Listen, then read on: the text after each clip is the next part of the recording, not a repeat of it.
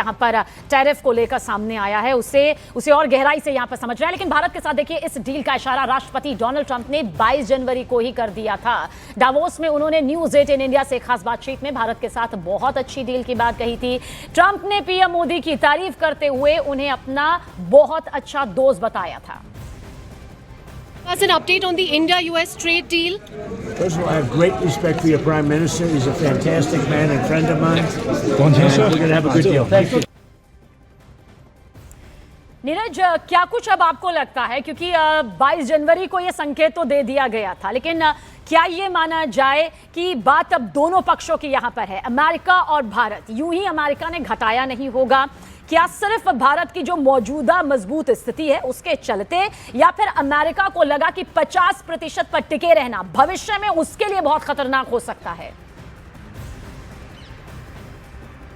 देखिए, अगर अमेरिका के साथ भारत के ट्रेड डील के लेकर अगर सबसे महत्वपूर्ण वजह, क्योंकि कई महीनों से दोनों देशों के बीच ट्रेड डील चल रहा था, कई महीनों से भारत पर अमेरिकी टैरिफ 50% का लागू था, अगर सबसे महत्वपूर्ण वजह आज की तारीख में मुझसे पूछेंगे कि वो क्या वजह थी जिसकी वजह से ट्रेड डील संपन्न हो गया है दोनों देशों के बीच में, तो वो मेरे हिसाब से सर्जियो गोर का भारत आना। सबीना, आपको बता दें कि अब तक जितने भी अमेरिकी राजदूत भारत में नियुक्त हुए हैं उसमें पहली बार ऐसा हुआ है कि कोई ऐसा राजदूत भारत में है जो अमेरिकी राष्ट्रपति डोनाल्ड ट्रंप से सीधे बातचीत कर सकता है। उनके पर्सनल स्टाफ का वो सदस्य रह चुका है और वो बहुत एक्टिव है। और देखिए कितना अहम है कि सबसे पहले ऐलान जो है, भले आधिकारिक तौर पे नहीं किया गया, लेकिन जो दोनों नेताओं की बातचीत हुई उसका ऐलान सबसे पहले सर्जियो गोर की तरफ से किया गया। और 5 महत्वपूर्ण बिंदु हैं जिनका हम जिक्र करना चाहेंगे जो भारत की तरफ से भी महत्वपूर्ण था, जिनमें कुछ बिंदु। पहला ये कि भारत ने कंटिन्यूड और कंसिस्टेंट अप्रोच रखा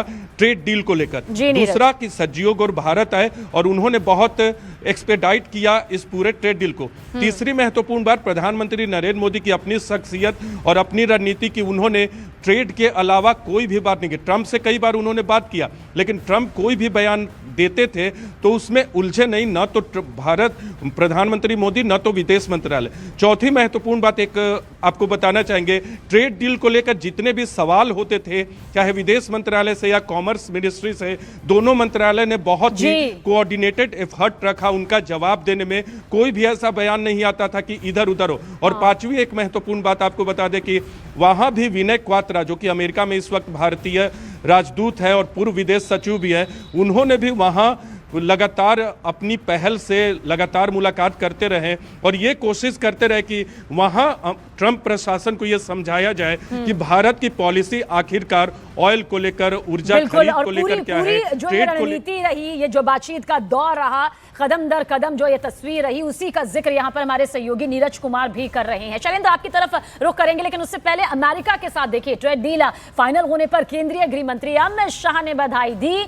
उन्होंने पोस्ट कर लिखा कि भारत अमेरिका संबंधों के लिए आज का दिन बहुत अहम, क्योंकि व्यापार समझौते को अंतिम रूप दे दिया गया, जिसमें टैरिफ में काफी कमी करके इसे 18% कर दिया गया है। इससे मजबूत व्यापारिक संबंधों और आपसी विकास का मार्ग प्रशस्त हुआ है। मैं प्रधानमंत्री नरेंद्र मोदी और राष्ट्रपति डोनाल्ड ट्रंप को इस ऐतिहासिक समझौते के लिए बधाई देता हूं, जो हमारी रणनीतिक साझेदारी को और मजबूत करेगा और दोनों देशों और उनकी जनता को व्यापक लाभ पहुंचाएगा। भारत और अमेरिका के बीच व्यापार और भी फलेगा फूलेगा। अमित शाह ने सोशल प्लेटफॉर्म एक्स पर यह पोस्ट यहां पर किया है। अब इस तरह के पोस्ट जो हैं उसकी भरमार सामने आ रही है, आम से लेकर खास तक हर कोई इस पर अपनी खुशी जाहिर कर रहा है। लेकिन एक और पहलू यहां पर समझना चाहेंगे शैलेंद्र, क्योंकि भारत की आज की जो मौजूदा स्थिति है वो तो हम देख रहे हैं कि वो मजबूत है, वो अपने फैसलों पर टिकता है और उसने टैरिफ के टेरर के आगे घुटने नहीं टेके। लेकिन क्या अमेरिका इस बात को बखूबी समझ गया था कि जो टैरिफ का टेरर यहां पर पूरी दुनिया में सामने आया, उसका असर भारत पर उस स्तर तक नजर नहीं आया जिसके बारे में हो सकता है कि उसकी नीयत या नीति सोच रही थी?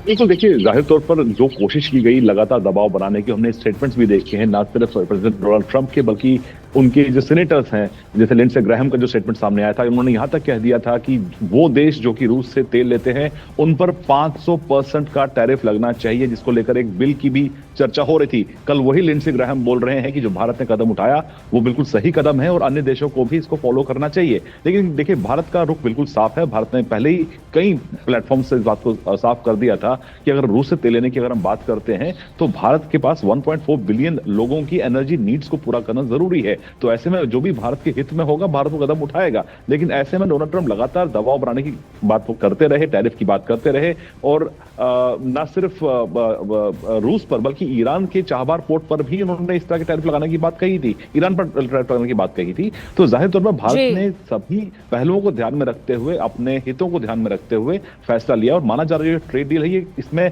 भले ही देर हुई हो लेकिन भारत अपने हितों से पीछे नहीं हटा है। उसको जो डेडलाइन थी भारत की उससे सहमत होते हुए ही ये ट्रेड डील आगे मुकम्मल हो पाई है।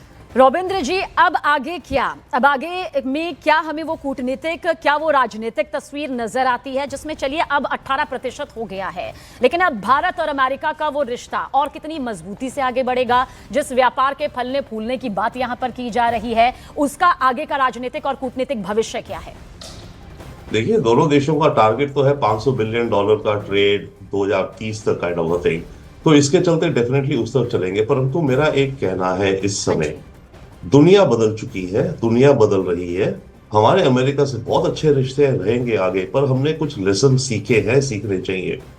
एक चीज जो देश के अंदर हमें करनी चाहिए, मेरा एक कहना है बार बार, हमें हफ्ते में वर्किंग डे 5 से बढ़ा के 6 कर देने चाहिए 1 साल के लिए।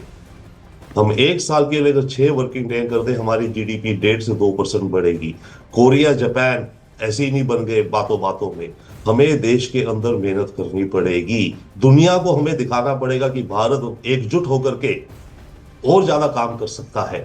तो मैं इस वक्त ये बार बार रिमाइंड करना चाहता हूं कि हमें देश के अंदर भी, देखिए, हमें रिफॉर्म्स करने हैं जो हम कर रहे हैं, हमें ईज ऑफ डूइंग बिजनेस देश के अंदर इंप्रूव भी करना है, पर हमें मेहनत भी करनी है। मैं ये भी मानता हूं कि 6 डे वर्किंग में बड़ी इश्यूज आ जाती है, हेल्थ की, मेंटल हेल्थ की, और पैसा तो मालिक कमाएंगे, नौकरी में हमें क्या मिलेगा, उस सबको डिबेट करा जा सकता है। बट हमें 1.5 से 2% जीडीपी 1 साल में, जियो पॉलिटिकल इमरजेंसी है इस समय दुनिया में, ये 18% की डील होगी, मतलब ये नहीं कि सारी चीजें वापस नॉर्मल है। नो, अमेरिका बदल चुका है, अमेरिका अलग रास्ते में जा रहा है, हम भी बदल चुके अलग रास्ते में जा रहे हैं। चाइना कहां जा रहा है, रशिया कहां जा रहा है, वन। सो देश के अंदर हमें वो देखना चाहिए। Now as far as America is concern, definitely yes, trade में बढ़ेगा, बट हमारा सर्विसेज में अभी भी अमेरिका के साथ हर्डल्स रहेगी, क्योंकि अमेरिका की जो इमिग्रेशन पॉलिसीज है, जो वीजा पॉलिसीज है, वो भारत के प्रति नहीं, वो पूरी दुनिया के प्रति अमेरिका वैसे कर रहा है। अमेरिका इस समय अपने को एक व्हाइट क्रिश्चियन नेशन बनाने के रास्ते पर चल चुका है, आप समझ जाएंगे, क्लियरली हम समझते हैं। अभी जो H1 वालों की आप बात करते हैं, अगर H1 का जिनको रिन्यू कराना होता है, वो इंडिया अगर आके रिन्यू कराएं, 1 साल तक कोई वीजा डेट नहीं है कंसुलेट में। तो ये अड़चने रहेंगी, ये इश्यूज रहेंगी। तो हमें रियलिटी भी देखनी है कि अमेरिका बदल रहा है, अमेरिका बदल चुका है, और हम भी बदल रहे हैं। और यस, ठीक है, रियलिटी है, हमें एडजस्ट करना पड़ेगा। हम चाइना जैसी पावर तो है नहीं जो अमेरिका को उसका आर्म ट्विस्ट कर दे कि हम तुम्हें रेयर अर्थ तुम्हारे ब्लॉक कर देंगे। हमारे पास कोई ऐसी चाबी नहीं है अमेरिका को वो करने की। तो हमें एडजस्ट भी करना है, तभी हम अमेरिका से तेल लेना ज्यादा शुरू कर रहे हैं। हमने अमेरिका से LNG के कॉन्ट्रैक्ट साइन करे हैं। ओके, हम रशिया से जो तेल खरीदना कम कराए। बिल्कुल सर, और जिस तरह से आपने यहाँ पर बताया कि टैरिफ पहले जो 50 था अब 18 हो गया है, आखिर उसके कूटनीतिक, राजनीतिक और ये विदेशी तौर पर अगर देखें तो इसके मायने यहाँ पर क्या है। बहुत बहुत शुक्रिया रविंद्र जी, लेकिन शैलेंद्र और नीरज आप हमारे साथ बने रहिएगा।